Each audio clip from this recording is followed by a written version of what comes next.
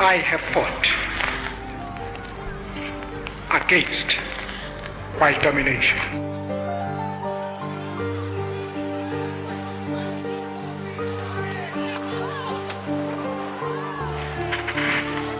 And I have fought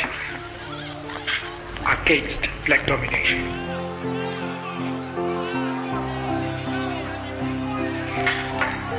I have cherished the idea of a democratic and free society. Nelson Mandela, a free man taking his first steps into a new South Africa.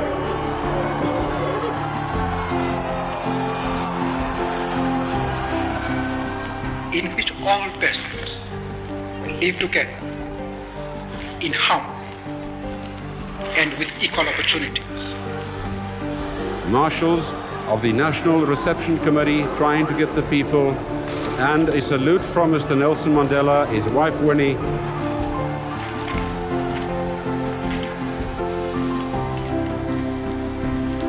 It is an idea for which I hope to live and to see. Extremely sad and tragic news. We're just reminded of what an extraordinary and inspiring man Nelson Mandela was. And my thoughts and prayers are with him and his family right now. But my Lord, if it needs be, it is an ideal for which I am prepared to die.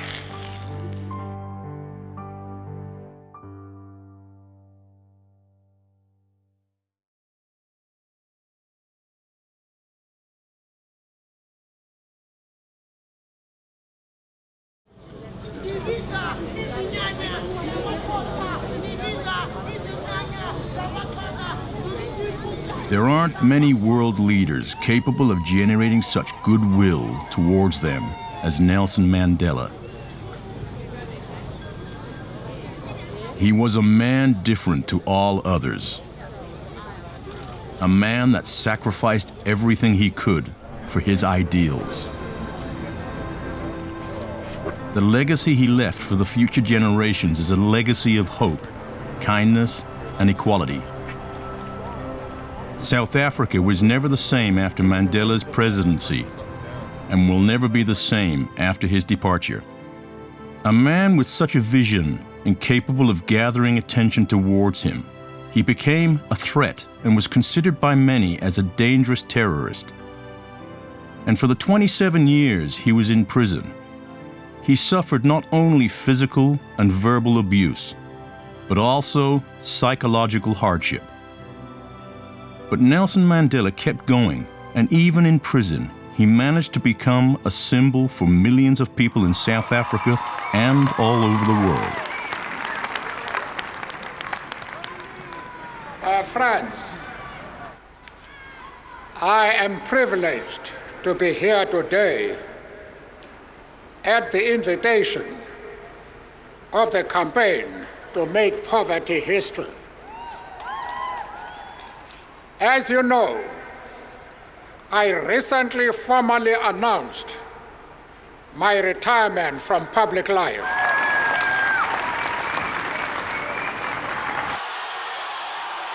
It looks like there is a deficit when it comes to the supply of heroes, and Madiba has been conveniently looked upon as someone who could fill that gap, and that is why we have made him into a saint. His life and story touched many people worldwide. And at the time of his passing, the entire world wanted to pay homage.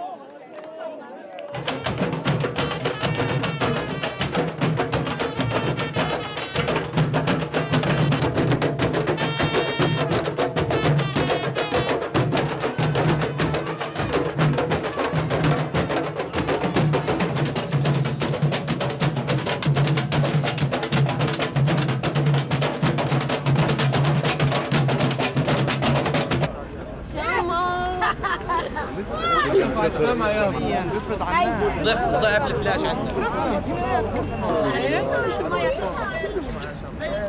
لأنه On behalf of the State of Israel, I want to salute his memory and bless his greatness. In Jerusalem, we shall pray for his memory. It was a very, very sad news.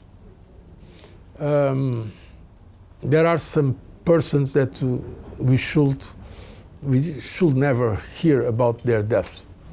And Nelson Mandela is precisely one of those persons, a person that we don't like to see disappear.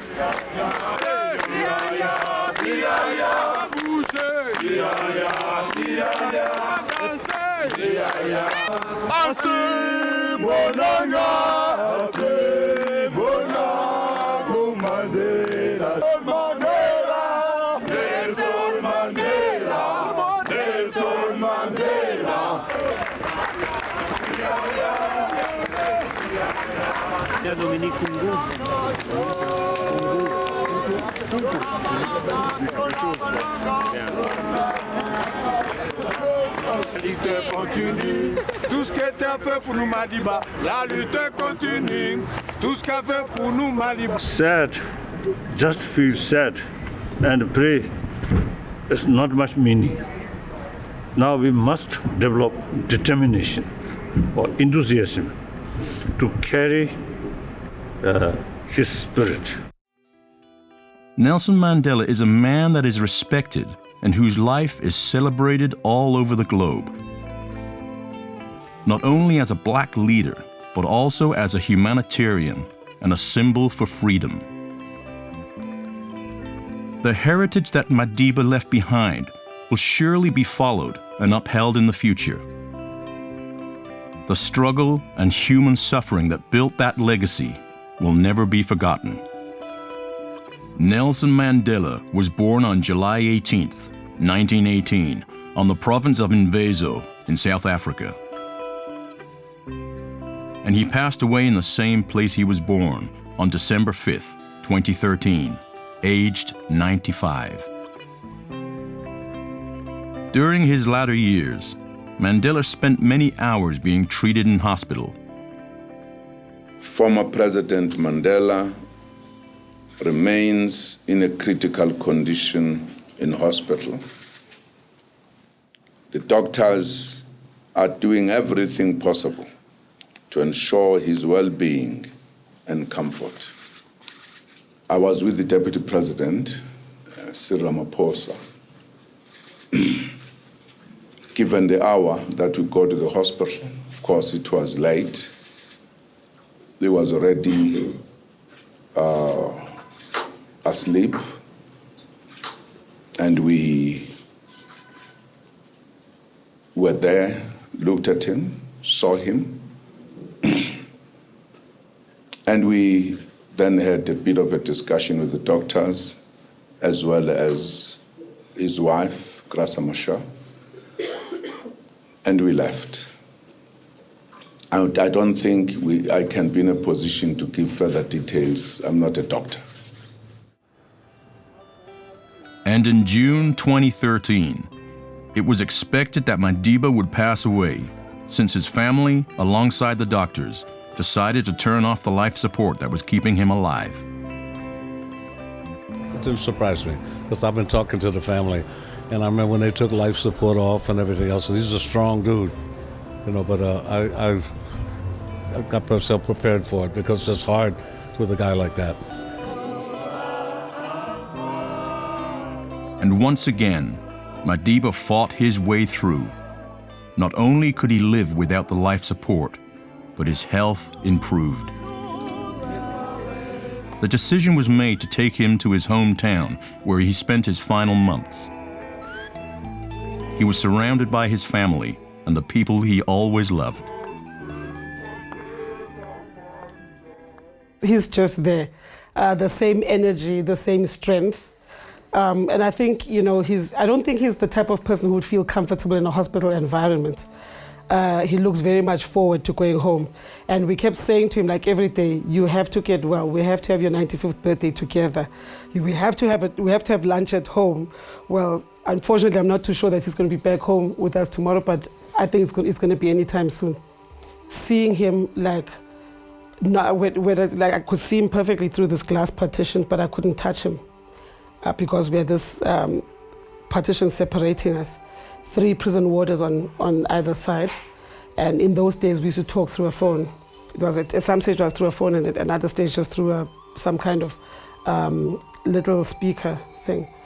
So it was very, for me, like I was robbed of the privacy even then, because despite the fact that my mother was with me as I sat down to speak to him, the presence of these hostile people around us made it very difficult for me, to be able to concentrate even on the fact that I was seeing my father for the first time. Because all I wanted to see what his hands looked like. I wanted to see, how tall he was. And interestingly enough, they never would allow us to see him stand. We always found him seated. So so studying his mannerisms and just wanting to see which mannerisms are familiar. But I picked up that early on what an influential and charming man he is, because he made me just imagine that we were all at home sitting in front of a fireplace and I'm sitting on his lap and he's reading me a story. And the more he created this picture, the more, this hostility and harsh environment faded into the background, and I was able to then enjoy the visit, which of course was always too short. I used to get angry, there was a time when I was bitter, and that bitterness was still there when he came out. But, with maturity and with a lot of introspection, I came to a point where I realized that I had to let it go, because bitterness would hold me back and anger would hold me back. And to appreciate more, what he stood for, and to actually interact with him, to say, the bitterness was mostly from not being able to express how I felt abandoned and neglected. But the closer I grew to him, especially when he retired from the presidency, and I would speak to him about those moments and just take him down memory lane, I just used those opportunities of sharing those memories. Nelson Mandela grew up and was raised by the regent of the Thembu people, Jojintaba Dalindyebo.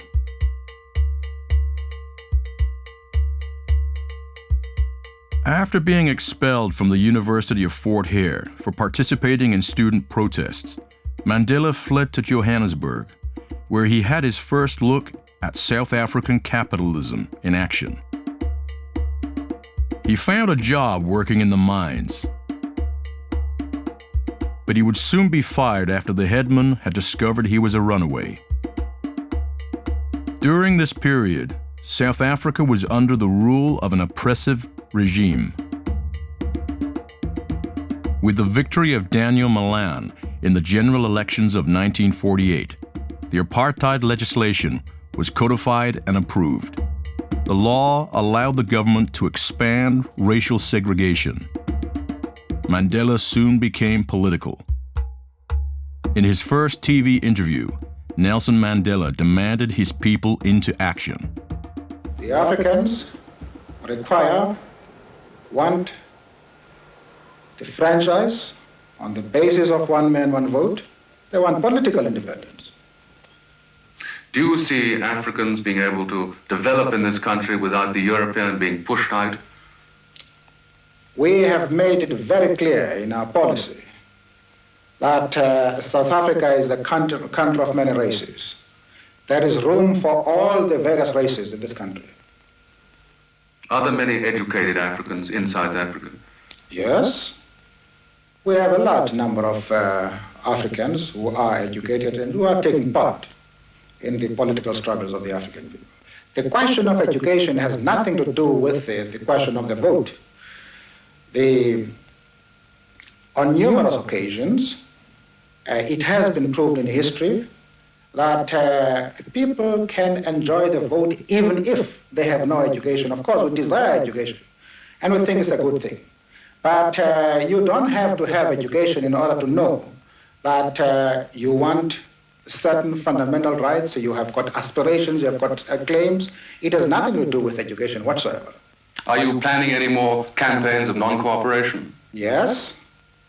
The Pietermaritzburg resolution makes provision for a campaign of non-cooperation with the government, and we are presently studying plans to implement this aspect of the resolution.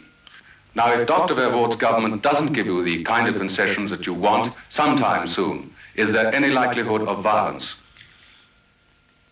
There are many people who feel that the reaction of the government to our stay at home,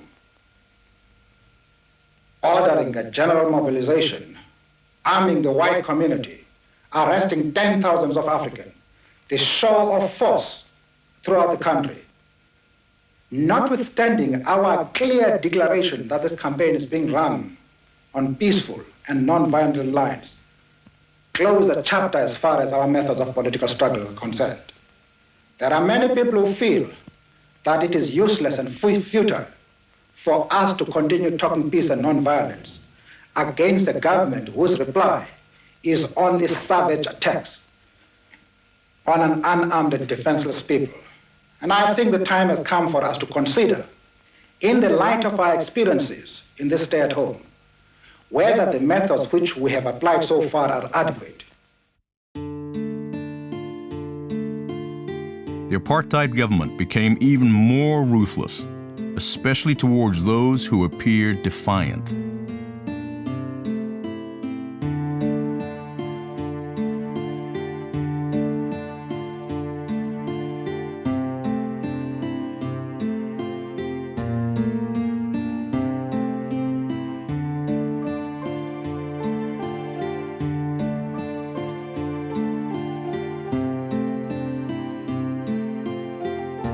Nelson Mandela became part of the African National Congress, the ANC. This would take most of Mandela's time, and his first marriage to nurse Evelyn Mace ended after accusations of adultery.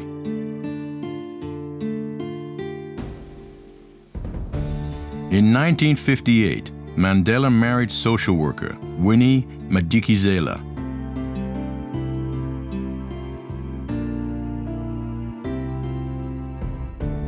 But only a few months later, Mandela was sentenced to life imprisonment for organizing defiance actions.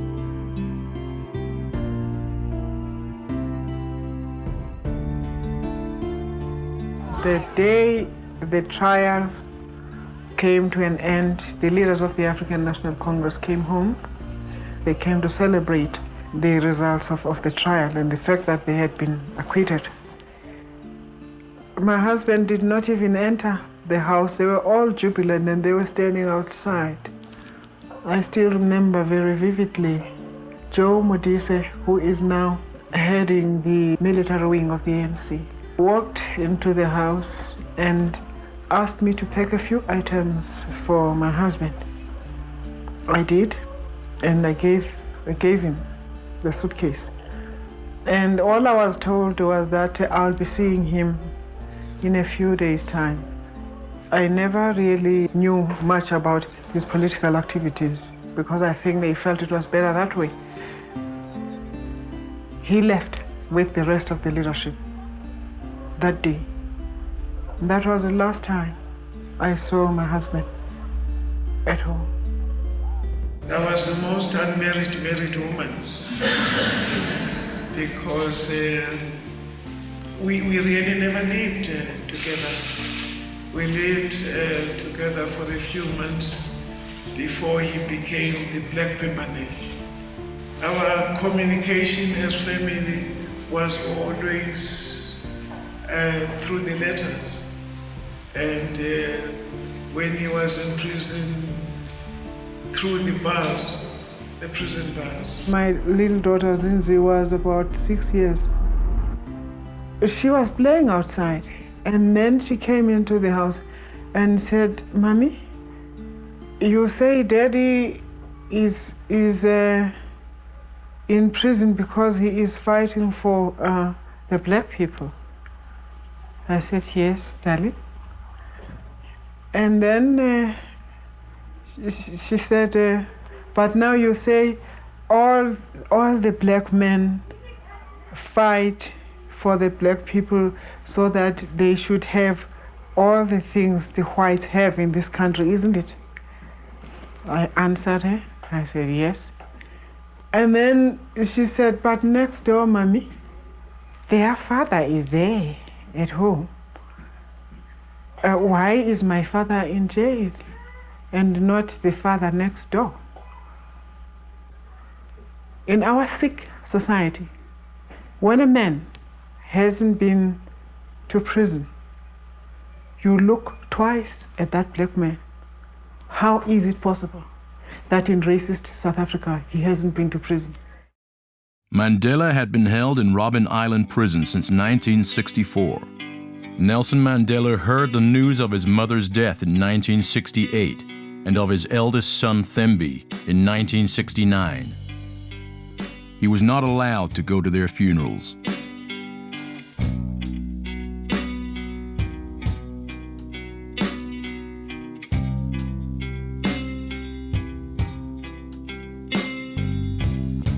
He spent his days breaking rocks and suffering abuse from the prison guards.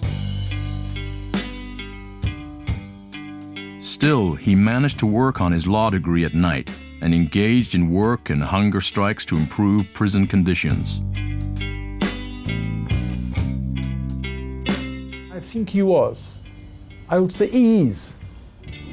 Because his example is stronger than death. He's a great inspiration for many people around the world because of his fight for freedom, for his courage, but also because of his spirit of reconciliation and peace. While in prison, protests and international pressure pushed the South African government into a corner regarding Mandela's captivity.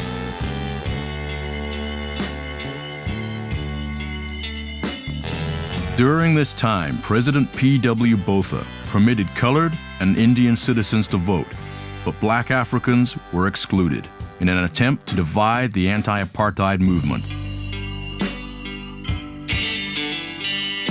Violence broke out across the country.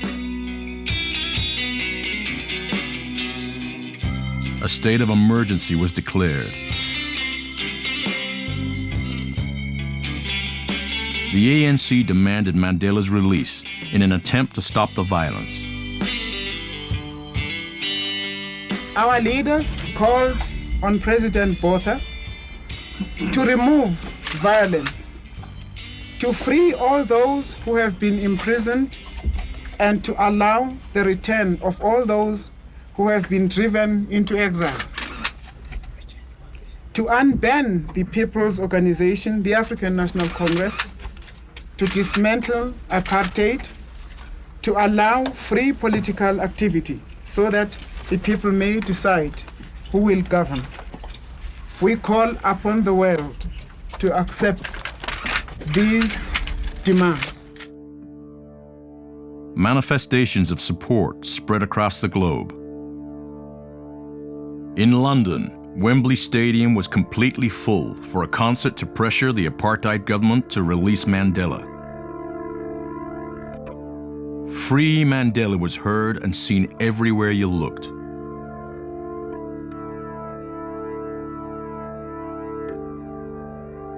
Street protests in New York and South Africa showed the world how everyone was united for Mandela's release.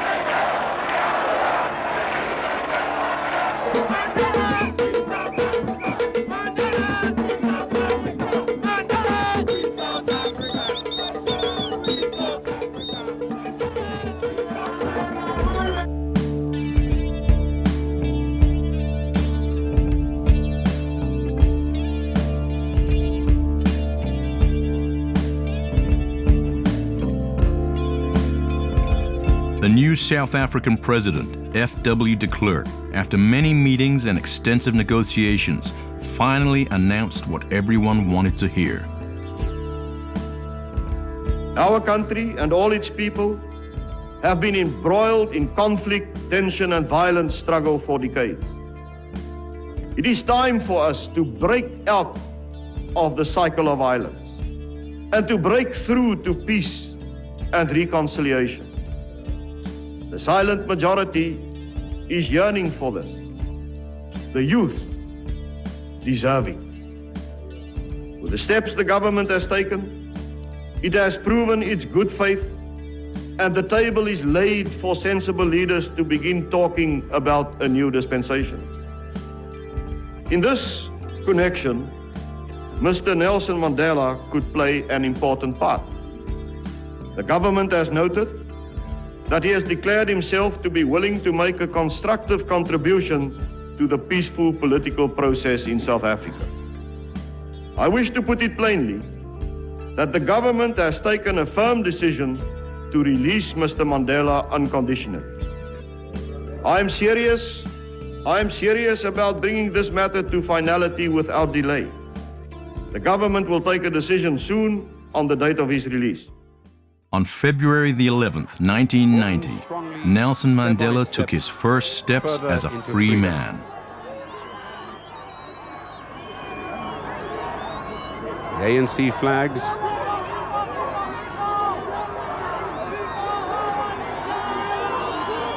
And one wonders what must be passing through Mr. Mandela's mind at this moment.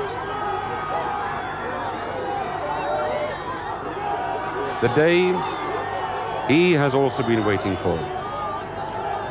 Excitement, people breaking through the barriers, the human barriers of the marshals who intended to keep Mr. Mandela free so that everybody could see him. An excited crowd. They've been standing in the sun the whole day, waiting for this moment. And the crowd getting excited. There's Mr. Mandela, Mr. Nelson Mandela, a free man taking his first steps into a new South Africa. Mrs. Winnie Mandela next to him, waving to the crowds. Hand in hand, they leave the Victor Verster prison. Officials, marshals of the National Reception Committee trying to get the people, and a salute from Mr. Nelson Mandela, his wife Winnie, greeting the people outside the fences of the Victor Verster prison. That is the man who the world has been waiting to see. His first public appearance in nearly 3 decades. I don't think one can actually describe that. One of those things that you had to be there. It was a hot day, and I was out and about and waiting for that cavalcade to come through. By the time it came through, I was exhausted. There was also a mini riot going on at the back of the Grand Parade at the same time, and you had that tension that you didn't know whether this incredible event would at any point go wrong, and that this man who had spent so many years in prison was actually going to be assassinated. We all had that in the back of our minds.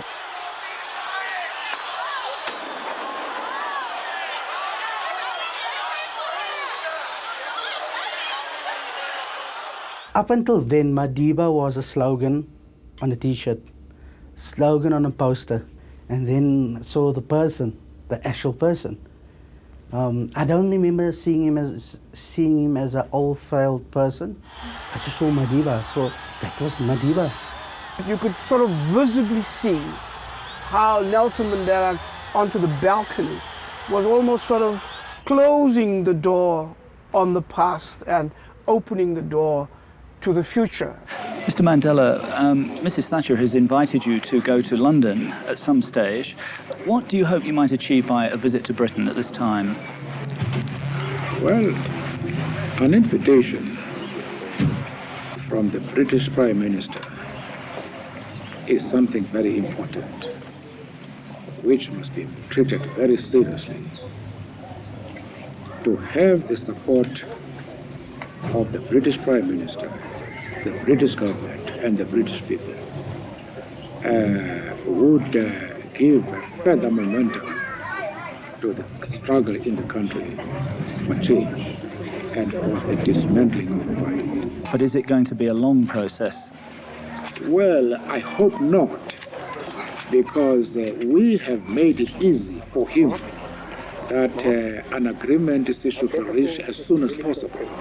As far as we are concerned, we are fully prepared to cooperate in easing problems with him once we are convinced that he wants to write a new chapter in the history of the country. And what is the immediate demands that you're making on the government, which they haven't actually done yet, like lifting the state of emergency? Yes, quite, releasing political prisoners, allowing exiles to return, withdrawing the army from the locations, and generally creating conditions for free political activity in the country. Those are the demands. The outside world is a fairly violent place these days, though. How much have you been able to keep in touch with what has been happening over the last 27 years? In a general way, of course, at first it was very difficult because we didn't get newspapers. We had no access to the radio and to television. But once we had access to all these means of sources of information, we were able, to follow events inside and outside the country. One final question, Mr. Mandela. After 27 years being locked up, do you feel that your life has been wasted? Yes and no. To spend 27 years in prison, you see, you lose a lot. And but at the same time, although prison is not the place for any human being, one was able to reflect, to think, and that this has been rewarding. The first time I met him, it was the 20th March 1990, the day of independence of Namibia, in Windhoek. He was not yet President of the Republic. He told me about his plans for a future democratic, free South Africa. He asked me about the efforts we were deploying in Portugal for peace in Angola and Mozambique and in other countries. And already in that moment, he provoked in me a great impression. In these kind of functions, we are in contact with many, many politicians.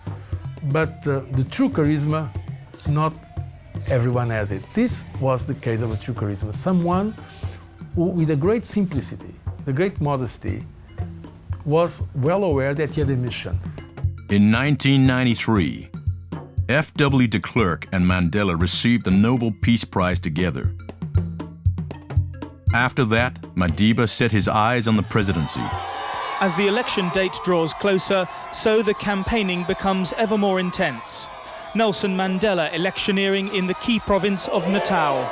And he chose a township just outside Durban to tell the crowds it would be here where he would cast his vote. I am going to be here in Natal. I want to vote here, to come and vote here. His schedule is one that campaign staff are finding hard to keep up with, but it's also a sign of Mr. Mandela's eagerness for the political fray and his stamina. He'll be 76 years old next birthday. It also indicates the importance of this region to the ANC's election campaign. This township has been the scene of recent fierce fighting between Zulus who support the ANC and those who back in Carter.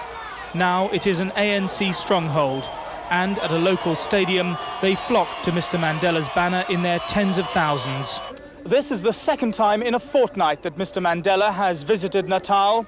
That and his decision to cast his vote here is a measure of the political importance that both he and his campaign staff now place on the area. Before a predominantly Zulu audience, Mr. Mandela pledged his support for the Zulu King's call for an end to the violence. King Zwelithini is a key figure for most Zulus, and all the main leaders know the value of courting him. It was a strong call to all of us. I was very happy His Majesty came out openly against violence, because he is not just my leader, he is my king. But despite the support the ANC has here, this is also a region under a state of emergency. And although many do want to vote, others remain bitterly opposed to elections here. With that in mind, 900 more troops are moving in to reinforce the 3,000 already on the ground.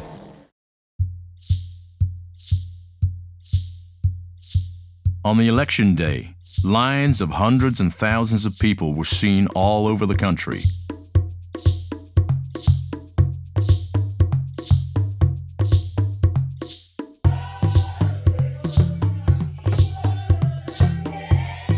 All wanted to cast their vote.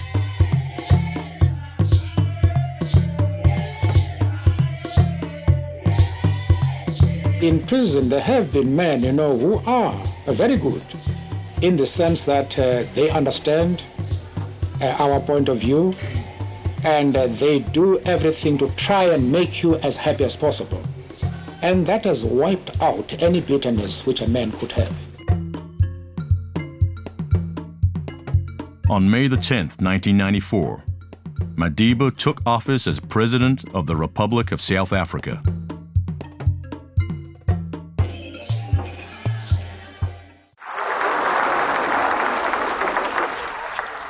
Your Majesties, Your Royal Highnesses, distinguished guests, comrades and friends,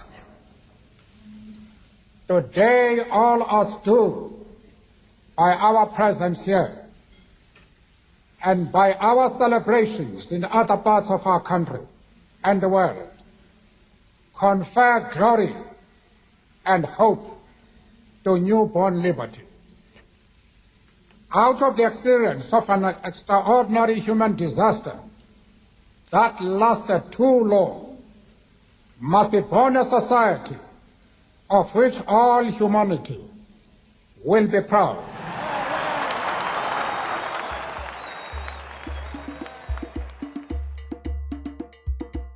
We were in a state of wonderment.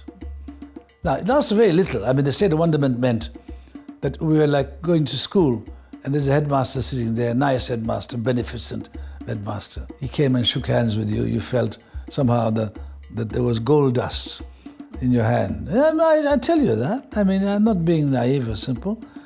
You have gold dust in your hand. But then you realize that Mr. Mandela didn't want you to feel that you had gold dust in your hand. I had opportunity meeting him. Very nice.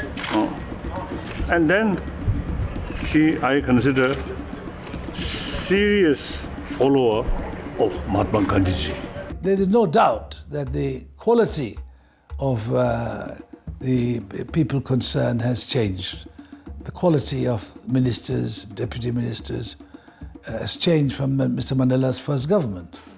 I mean, Mr. Mandela's first government was remarkable in terms of racial composition, gender was really remarkable, high quality. After he became president, he still carried his sort of belief, non-violence, equality, these things.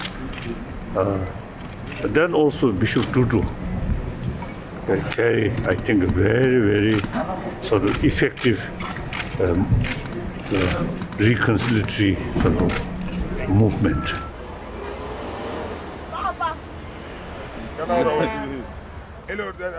South Africa changed for the best with Mandela.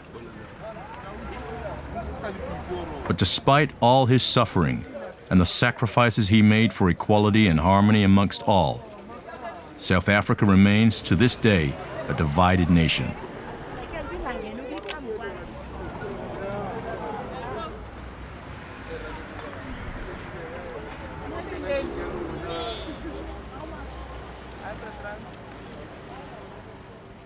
Mandela is a peaceful man.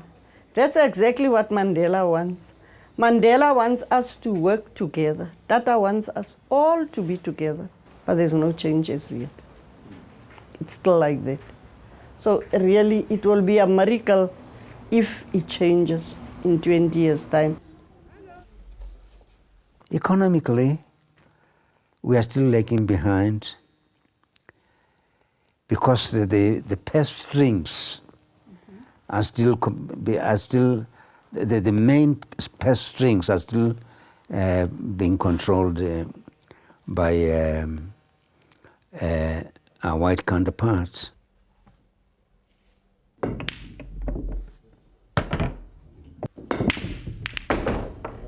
The white people wants to interact with black people. Black people don't want to really interact with white people. And that gives you a negative at work as well. Because white people want to work with the black people don't want to work with the white people because they think previously disadvantaged, they want more. Madiba changed the history of his country, and his people will forever remember him for his kindness and the dedication to their struggle. We want him back, you know. Although he's an old man, but he's an icon to us, a hero to us. We will still want his diplomacy. Let us recommit ourselves to building a better future for all South Africans, black and white. Let us pursue the ideal for which Madiba has fought his entire life. I think he's been an important figure in history. He's done extraordinary things, not just for his own country. I think he's been a sort of touchstone for others. You see messages from the entire world, for a man who's perhaps different to all others. In this new century, millions of people in the world's poorest countries remain imprisoned, enslaved, and in chains. They are trapped in the prison of poverty. It is time to set them free. Madiba was a great man, and at the age of 95, the world started to prepare for the last goodbye to an icon.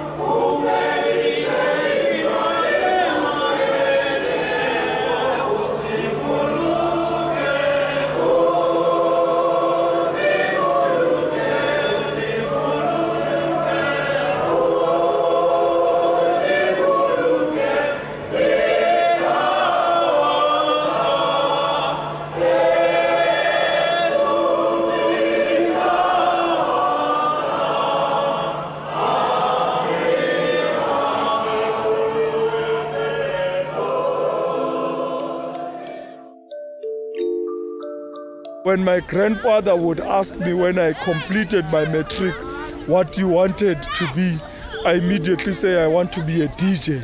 He says, what's a DJ? I say a disc jockey. Nonsense. no Mandela will ever become such. You need to go out and find a career. So my grandfather has really been the driver behind the person that I needed to be. He then pulled me out about 2002. You need to go back home. I want you to study further. And I thought that was bizarre because I had studied what I thought I had an interest on, which is marketing and business management. I had 2 businesses of my own, and I thought this was the path I was following. But my grandfather had other plans and other thoughts. Upon my graduation, my grandfather said, "So, are you still that eager businessman you wanted to be?" And with his sense of humor, he had seen that I had changed and I had become more community-driven. And that's the lesson learned for my grandfather, that Mandelas are supposed to ensure that they are of service to our people. Fighting illness for several years, Nelson Mandela spent his last year fighting for his life, and the entire planet came together once again to show their support for the great African leader. He's got the whole world in his hands. He's got the whole world in his hands. He's got the whole world in his hands. He's got the whole world in his hands. He's got the wind and the rain in his hands. He's got the wind and the rain in his hands. He's got the wind and the rain in his hands. He's got the whole world in his hands. Nelson Mandela was a beacon of hope for humanity. In 2013, a new film about his life premiered. The movie is called Mandela: The Long Walk to Freedom. The accused are responsible for acts of sabotage with the intention of overthrowing the government. Nelson Mandela, do you plead guilty or not guilty? My lord, it is not I but the government that should plead guilty. You will never leave your... You will never touch a woman or a child again. It's a pity they didn't hang you. I'm going to make sure you wish they had.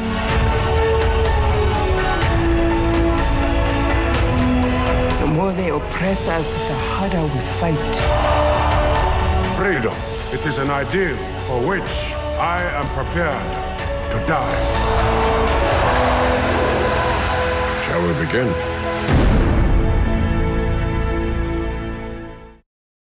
We took the film 3 weeks ago back to Johannesburg, showed it to the family, showed it to the comrades, showed it to the men and women that had helped us with the story, and the emotion in that room was overwhelming, and everybody felt it was true to their struggle and true to them. So for us as filmmakers, that first screening was so important to get the people whose lives we're representing, to get their support and they then believe in what we'd done was so important. So now to actually get it into the cinema and for audience to see it is incredibly exciting. I mean, we didn't want to make the bog standard biopic film, which is really sanctimonious, and just keep it sort of like, oh, it's a praise for you. You're a great person. You're praise, praise, praise.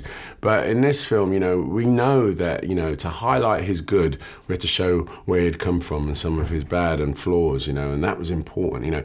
It's a balance, and also it's a modern technique in filmmaking to sort of take audiences back a little bit and go, whoa, whoa, whoa, whoa, whoa, are you talking? For us, it felt fresh to do that, and it felt honest. And by the way, the Nelson Mandela Foundation and Mr. Mandela himself, said, go for it.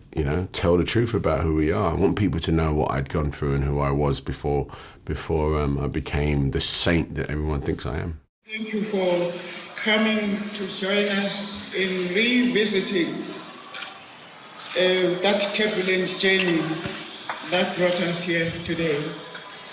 I have no words to describe the translation Anand came up with of that painful past. Go and sit back and revisit our history. The importance of this is also that we should remember where we come from, and that this freedom was hard-earned, and that It was won at a very, very heavy price. And we're here to celebrate not only Comrade Madiba, but all the men and women who perished in the Liberation War, and all those who did not make it back home, who left the country to fight for freedom for us to be here today. The movie premiered in the UK on December 5th to an audience of distinguished guests. And while the guests were enjoying the movie, news broke out of Madiba's passing. In London, Prince William was the first one to react.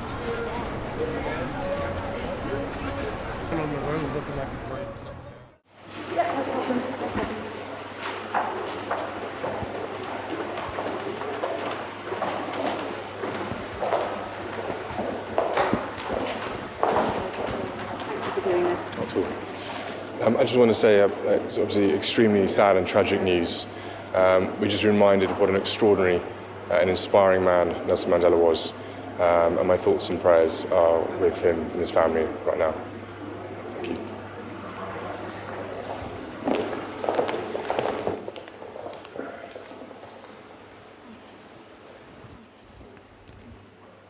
Look, I think my niece, Ndilega, she summarized it very well, where she said, I'm intellectually prepared to let granddad go, but emotionally I'm not. And I think it summarized it for all of us. I mean, like, to me, he's a father whom I spent many years without. I grew up like with no memories of him because I was 18 months old when he went to prison. So I value each and every second with him. And when he's at his most fragile, I obviously also get, I become afraid. I'm not too sure whether I would be prepared for any eventuality. Every moment that he's here with us, for me, is what I savor, and I just pray for more. Yeah, I was in South Africa. In fact, I was shooting a little miniseries in Johannesburg in 1993. He was not president yet. And my son Ramon and I, he's with me on this journey, had wanted to visit Soweto, and so we called the ANC, and they said, we're prepared to take you to Soweto, but there's a chance you could meet Mr. Mandela if you want to. Suddenly he burst in the door, and I mean, he just takes your breath away, And I gave him a timepiece that I'd bought for him, and we had a picture taken. And as we posed for the picture, I put my hand on his back to face the camera, and I withdrew immediately because I could feel his shoulder blade. And I was so embarrassed because I felt I had invaded his personal space. But he wasn't at all upset or concerned. He just said, I'm skinny. I said, oh. And he couldn't have been more gracious. And it was one of the great moments of my life. You don't get a chance to meet your heroes, particularly an international hero like that, a man who literally changed the world, You don't have to do great things, but we do have to do all things with a greater sense of urgency, I think. Greater care, really,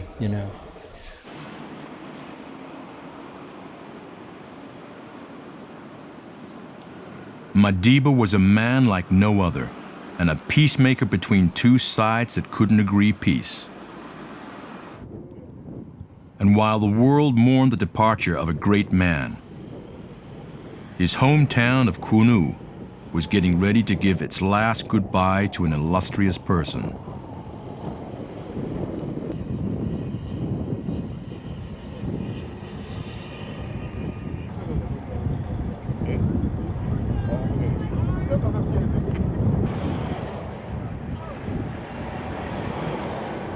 The funeral of Nelson Mandela took place in his hometown. And in the hour of remembrance, the world leaders got together for the celebrations of his life.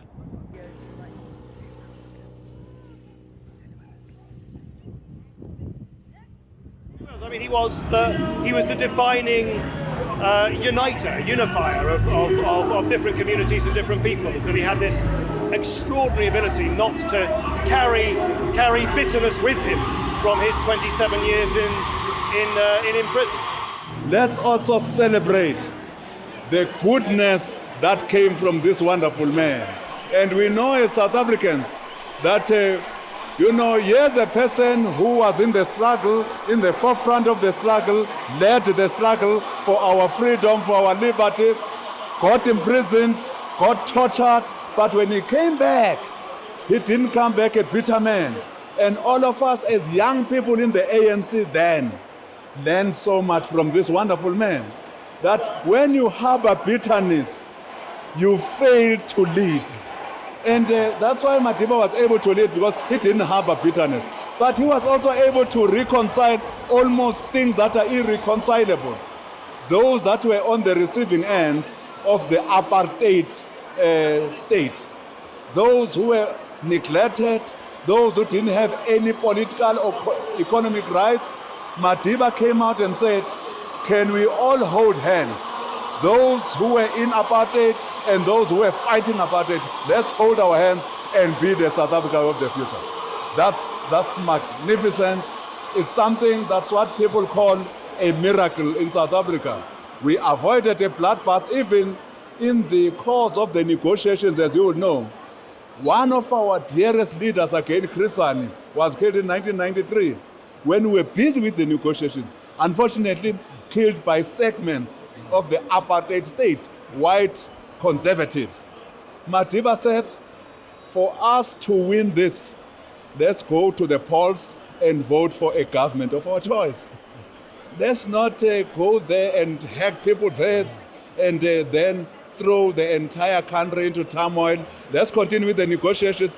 Now, people could listen to Madiba because he had the moral authority. On the day of his funeral, the world got together around their televisions to follow the last steps of Madiba, from Pretoria to Kunu.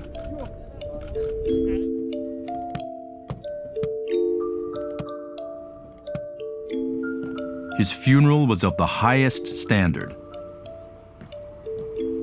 The world followed every moment.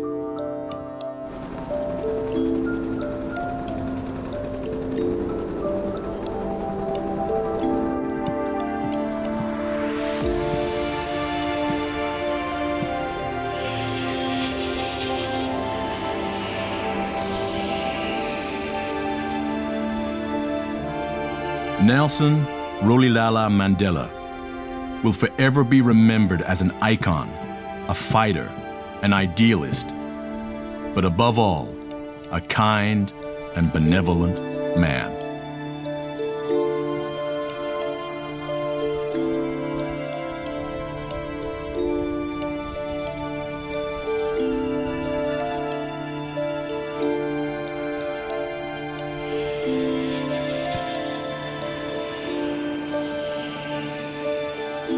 A much better man than almost any man or woman I've met in my whole career. He inspired us. He challenged us to do better. He was a good man who changed the world and the way we see it. Nelson Mandela. Nelson Mandela said, "A good head and a good heart are always a formidable combination."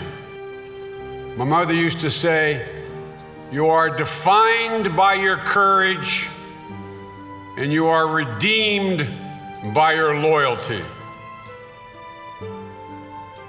Few people I've ever met in my life, and I've had a chance to meet every major world leader in the past 35 to 40 years, have met that test like Nelson Mandela.